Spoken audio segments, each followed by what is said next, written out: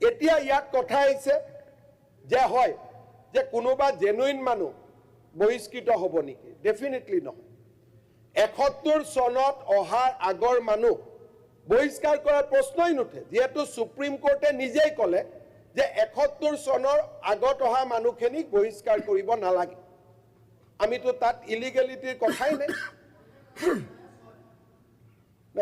সেইকাৰণে ডিচিক পাৱাৰ দি দিলে নহয় সুপ্ৰিম কোৰ্টে। এতিয়া ক'লে যে ফৰেনাৰ্ছ ট্ৰিব্যুনেল বায়াছ, গতিকে ডিচিয়ে কৰিব, এইটোতো আৰু ভাল। গতিকে আপোনালোকে হয় ট্ৰিব্যুনেল বাছি লওক, নহ'লে ডিচিক বাছি লওক, ৰাস্তাটো দুটাই। ফৰেনাৰ্ছ ট্ৰিব্যুনেলত বাচিলে এপিল হয়, আৰু ডিচিয়ে কৰিলে ৰাতিয়ে অৰ্ডাৰ দি ৰাতিয়ে এভিক্ট কৰি দিব পাৰে। ডিচিৰ তাত এপিলৰো স্কোপ নাই। 1950 ইলিগেল এক্সপালশ্যন এক্ট, স্যাৰ সেইটো আইনৰ পিছতেইতো অসম চুক্তিৰ 71 কৰা হৈছে, গতিকে আপুনি 71 টো নিজে ভাইলেট কৰি আছে। আপুনি অনাৰেবল মেম্বাৰ, আপুনি 51 টো আনসাৰ শেষ হোৱাৰ পিছত কিবা ক'ব থাকিলে ক'ব।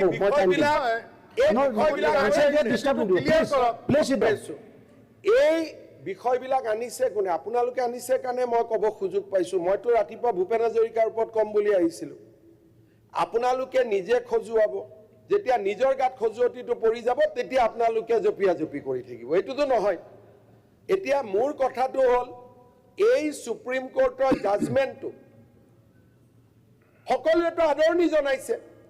গতিকে আদৰণি জনোৱা জাজমেণ্ট এটাৰ ওপৰত আমি যদি কাম কৰোঁ তাত কোনো আপত্তি থাকিব নালাগে।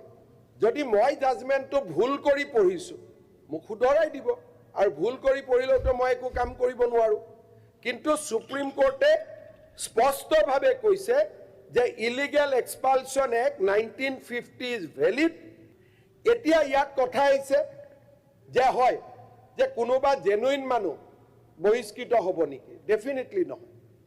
৭১ চনত অহাৰ আগৰ মানুহ বহিষ্কাৰ কৰাৰ প্ৰশ্নই নুঠে, যিহেতু সুপ্ৰিম কোৰ্টে নিজেই ক'লে যে ৭১ চনৰ আগত অহা মানুহখিনিক বহিষ্কাৰ কৰিব নালাগে। আমিতো তাত ইলিগেলিটিৰ কথাই নাই। সেইকাৰণে ডিচিক পাৱাৰ দি দিলে নহয় সুপ্ৰিম কোৰ্টে। এতিয়া ক'লে যে ফৰেনাৰ্ছ ট্ৰিব্যুনেল বায়াছ, গতিকে ডিচিয়ে কৰিব, এইটোতো আৰু ভাল। গতিকে আপোনালোকে হয় ট্ৰিব্যুনেল বাছি লওক, নহ'লে ডিচিক বাছি লওক, ৰাস্তাটো দুটাই। ফৰেনাৰ্ছ ট্ৰিব্যুনেলত বাচিলে এপিল হয়, আৰু ডিচিয়ে কৰিলে ৰাতিয়ে অৰ্ডাৰ দি ৰাতিয়ে এভিক্ট কৰি দিব পাৰে। ডিচিৰ তাত এপিলৰো স্কোপ নাই। 1950 ইলিগেল এক্সপালশ্যন এক্ট, স্যাৰ সেইটো আইনৰ পিছতেইতো অসম চুক্তিৰ 71 কৰা হৈছে, গতিকে আপুনি 71 টো নিজে ভাইলেট কৰি আছে। আপুনি অনাৰেবল মেম্বাৰ, আপুনি 51 টো আনসাৰ শেষ হোৱাৰ পিছত কিবা ক'ব থাকিলে ক'ব।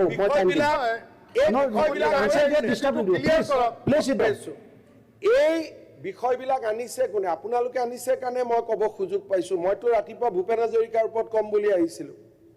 আপোনালোকে নিজে খজুৱাব, যেতিয়া নিজৰ গাত খজুৱতিটো পৰি যাব তেতিয়া আপোনালোকে জপিয়া জপি কৰি থাকিব, এইটোতো নহয়। এতিয়া মোৰ কথাটো হ'ল, এই সুপ্ৰিম কোৰ্টৰ জাজমেণ্টটো সকলোৱেতো আদৰণি জনাইছে। গতিকে আদৰণি জনোৱা জাজমেণ্ট এটাৰ ওপৰত আমি যদি কাম কৰোঁ তাত কোনো আপত্তি থাকিব নালাগে। যদি মই জাজমেণ্টটো ভুল কৰি পঢ়িছোঁ মোক শুধৰাই দিব, আৰু ভুল কৰি পঢ়িলেওতো মই একো কাম কৰিব নোৱাৰোঁ। কিন্তু সুপ্ৰিম কোৰ্টে স্পষ্টভাৱে কৈছে যে ইলিগেল এক্সপালশ্যন এক্ট 1950 ইজ ভেলিড।